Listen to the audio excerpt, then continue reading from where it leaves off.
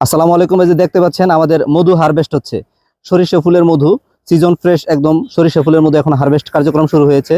এখন থেকে মৌ পোকাগুলোকে সরিয়ে তারপরে আমরা মেশিনের মাধ্যমে সম্পূর্ণ হাতের স্পর্শ ছাড়াই কার্যক্রমটা চালাবো। আপনারা এক এক করে সবগুলো দেখতে পাবেন। আর আমাদের যে মধুগুলা আমরা সবসময় চেষ্টা করি একদম প্রিমিয়াম কোয়ালিটির ভালো মানের যে মধুটা ওইটা হারভেস্ট করার জন্য। এই যে দেখতে পাচ্ছেন একদম ক্যাপিং করা একটা চাক উঠানো হয়েছে। অধিকাংশই ক্যাপিং করা, আরো অনেকগুলো দেখবেন আরো বেশি ক্যাপিং করা থাকে। তো যেটা ক্যাপিং বেশি ওইটা আরো বেশি পরিপক্ক হয়। এজন্য আমরা সবসময় চেষ্টা করি ভালো মানের মধুটা সংগ্রহ করে আপনাদেরকে দেওয়ার জন্য, আপনাদেরকে দেখানোর জন্য নিয়ে এসেছি যে আমরা কিভাবে মধুগুলা সংগ্রহ করি, কিভাবে আপনাদের কাছে পৌঁছে দিই। অনেকে মনে করেন যে মধুটা কোথা থেকে আসে, কিভাবে আসে, জানার অনেক আগ্রহ থাকে। তো আমরা ওই জানার আগ্রহটা দূর করার জন্যই আমরা আপনাদেরকে দেখাতে নিয়ে এসেছি যে আমরা যে মধুটা আপনাদেরকে দেই ওই মধুটা আসলে আমরা কিভাবে সংগ্রহ করি, মধুটা কিভাবে চাষ হয়, মধুটা কোথা থেকে উৎপত্তি, মৌমাছিগুলো কিভাবে আমরা সংগ্রহ করি, কিভাবে সংরক্ষণ করি এবং ওই মৌমাছি থেকে কিভাবে আমরা মধু সংগ্রহ করি, সম্পূর্ণ বিষয়টা আপনাদেরকে দেখানোর জন্য নিয়ে এসেছি। অনেকে অনেক ধরনের মন্তব্য করে চাষের মধু সম্পর্কে। আসলে চাষের মধু অন্যান্য মধুর চেয়ে কোনো অংশেই খারাপ নয়, বরং গুণগত মান চাকের মধুর মতোই। সাথে সাথে আরেকটি প্লাস পয়েন্ট হলো চাষের মধুতে কোনো হাতের স্পর্শ প্রয়োজন হয় না, একদম হাতের স্পর্শ ছাড়াই মধুটা হারভেস্ট করা হয়। আপনারা কিছুক্ষণ পরে বিষয়টা দেখতে পারবেন।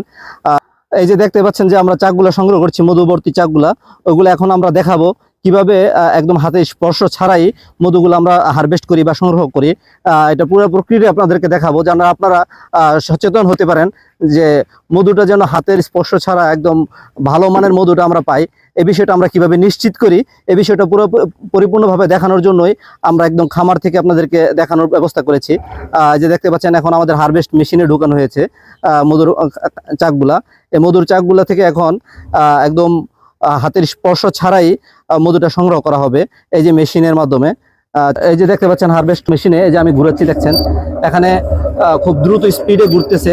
আর স্পিডে ঘুরার কারণে মধুগুলা বের হয়ে আসবে, কোনো রকম হাতের স্পর্শ ছাড়াই মধুটা এখানে বের হয়ে আসবে নিচে। দেখতে পাচ্ছেন পুরো প্রক্রিয়াটা আপনারা যদি দেখেন দেখবেন যে একদম হাতের স্পর্শ ছাড়া কোনো রকম ময়লা বা কোনো রকম ধুলাবালি বা কোনো রকম পোকাসহ এই মধুটা সংগ্রহ করা হয় না। এজন্য মধুটা অত্যন্ত স্বাস্থ্যকর বলা যায়। আর যে মধুটা দেখেন কোন দিক দিয়ে বের হচ্ছে, মধুটা সামনে একটা ছিদ্র আছে যেখান দিয়ে মধুটা বের হয়।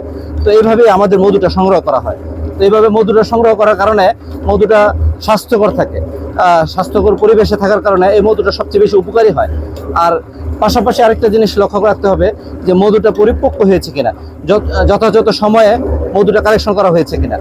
মধুর চাক থেকে মধুগুলা কিভাবে হারভেস্ট করা হয়েছে, আমরা এই যে ঘূর্ণায়মানের কারণে মধুগুলা এই বক্সের মধ্যে জমা হয়েছে আর ওইটাই ওই দিক দিয়ে বের হয়ে যায়, যেটা মধুটা জমা হয়। আর এই মধুটা একদম হাতের স্পর্শ ছাড়া, একদম মানুষের হাতের স্পর্শ ছাড়াই সংরক্ষণ করা হয়। পরবর্তী যে ধাপগুলাও আমরা যদি আপনারা দেখাই দেখবেন যে আমরা কতটা স্বাস্থ্যকর পরিবেশে মধুটা সংরক্ষণ করি আপনাদের জন্য। আর আপনারা ভালো একটা মধু পান, ভালো মানের মধু খেতে পারেন, এটাই আমাদের চেষ্টা। এই চেষ্টা আমাদের অব্যাহত থাকবে। আর মদিনা শপের সাথে আপনি যদি থাকেন তো অবশ্যই আমরা আপনাকে ভালো মধু খাওয়াবো ইনশাল্লাহ। এই আশা ব্যক্ত করছি। আসসালামু আলাইকুম ওয়া রাহমাতুল্লাহ।